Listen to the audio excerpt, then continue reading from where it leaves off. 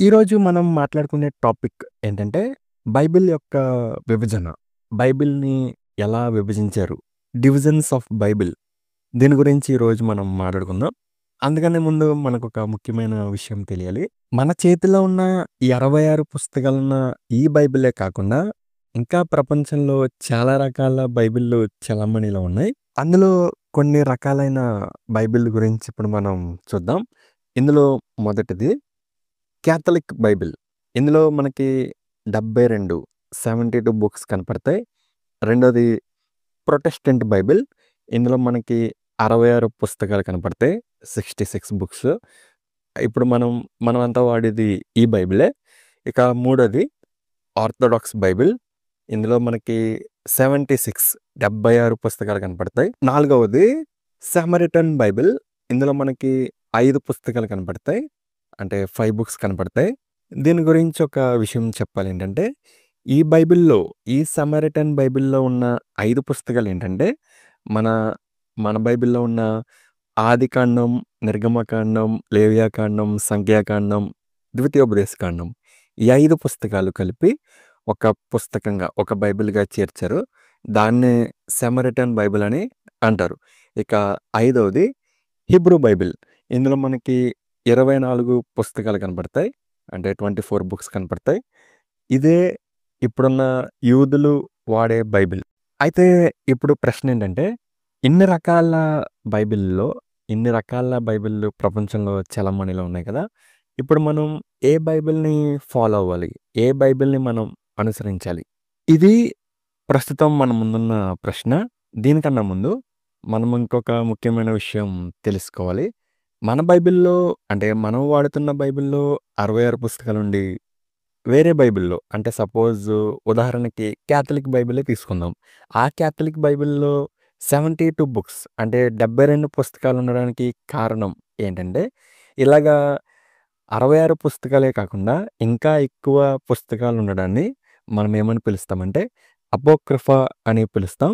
Apocrypha అంటే ఏంటంటే, collection of writings not included in the accepted biblical Canon. అంటే పరిశుద్ధాత్మ దేవుడు తన ప్రమేయం లేకుండా రాయబడిన పుస్తకాలని అపోక్రిఫా బుక్స్ అంటాం. అంటే మన బైబిల్‌లో ఉన్న 66 పుస్తకాలు భక్తుల ద్వారా పరిశుద్ధాత్మ దేవుడు రాయించారు. అపోక్రిఫా బుక్స్ ఏంటంటే భక్తులు తమ జీవిత అనుభవాల నుండి రాసినవన్నమాట. అసలు ఈ అపోక్రిఫా బుక్స్ ప్రొటెస్టెంట్ బైబిల్‌లో చేర్చాలా? చేర్చకూడదని అప్పుడు గతంలో ఒక పెద్ద మీటింగే జరిగింది. ప్రొటెస్టెంట్లు ఒప్పుకోలేదు గానీ, క్యాథలిక్స్ వాళ్ళ బైబిల్‌లో పెట్టుకుంటామని ఈ అపోక్రిఫా బుక్స్‌ని వాళ్ళ బైబిల్‌లో చేర్చుకున్నారు. అంటే అపోక్రిఫా బుక్స్ అంటే ఏంటంటే, పరిశుద్ధాత్మ దేవుడు తన ప్రమేయం లేకుండా రాయబడిన పుస్తకాలు. అంటే నాన్ డివైన్ బుక్స్. ఇప్పుడు మీకు అర్థమై ఉంటుంది. ఏ బైబిల్‌ని మనం ఫాలో అవ్వాలి, ఫాలో అవ్వకూడదని. ఇప్పటి వరకు మనం ఏం మాట్లాడుకున్నామంటే, ప్రపంచంలో ఎన్ని రకాల బైబిల్లు చలామణిలో ఉన్నాయి. అందులో ఏ బైబిల్‌ని మనం అనుసరించాలి అన్నది ఇప్పటిదాకా మనం మాట్లాడుకున్నాం. ఇప్పుడు డివిజన్స్, విభజన. ఇప్పుడు మనం మాట్లాడుకునేదేంటంటే, డివిజన్స్ ఆఫ్ బైబిల్. బైబిల్ గ్రంథ విభజన.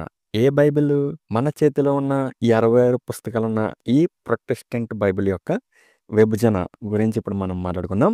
ఈ బైబిల్‌లో మనం వాడుతున్న ఈ ప్రొటెస్టెంట్ బైబిల్‌ని ముఖ్యంగా 2 భాగాల కింద విభజించారు. అందులో ఒకటి పాత నిబంధన, రెండోది కొత్త నిబంధన. పాత నిబంధనలో మనకి యేసయ్య పుట్టక ముందు జరిగిన విషయాలు కనపడతాయి.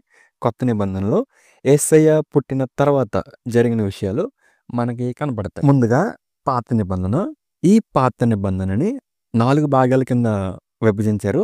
అవేంటంటే మొదటిది లా అంటే చట్టము లేదా ధర్మశాస్త్రము.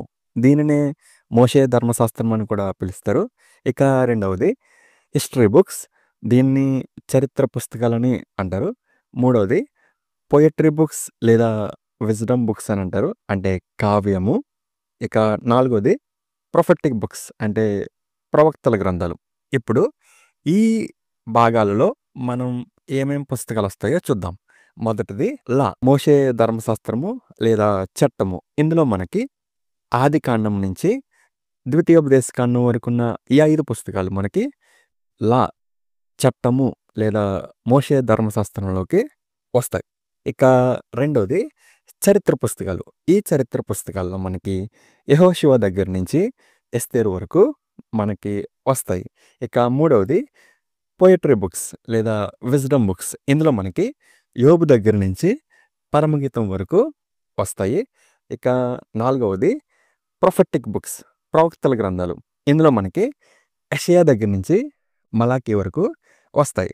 ఇక్కడ ఇంకొక విషయం చెప్పుకోవాలి. ఈ ప్రవక్తల గ్రంథాలని, ఈ ప్రొఫెటిక్ బుక్స్‌ని మళ్ళీ 2 భాగాల కింద విభజించారు. అందులో మొదటిది పెద్ద ప్రవక్తల గ్రంథాలు, అంటే మేజర్ ప్రొఫెటిక్ బుక్స్. రెండవది చిన్న ప్రవక్తల గ్రంథాలు, అంటే మైనర్ ప్రొఫెటిక్ బుక్స్. ఈ మేజర్ ప్రొఫెట్స్‌లోకి మనకి ఏమొస్తాయంటే యెషయా, యిర్మీయా, యెహెజ్కేలు, దానియేలు, విలాపవాక్యములు ఇవొస్తాయి.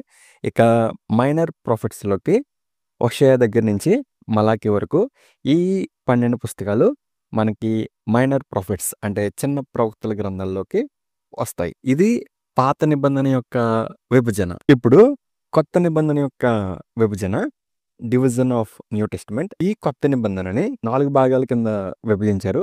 మొదటిది లైఫ్ ఆఫ్ జీసస్, అంటే యేసు యొక్క జీవిత చరిత్ర. రెండోది హిస్టరీ ఆఫ్ చర్చ్, అంటే సంఘ చరిత్ర. మూడోది లెటర్స్, అంటే పత్రికలు. నాలుగోది ఎండ్ టైమ్ ప్రొఫెసీ, అంటే అంత్యకాల ప్రవచనము. ఇప్పుడు వీటిలోకి ఏమేమి పుస్తకాలు వస్తాయో చూద్దాం. యేసు యొక్క జీవిత చరిత్రలో మనకి మత్తయి సువార్త నుంచి యోహాను సువార్త వరకు వస్తాయి.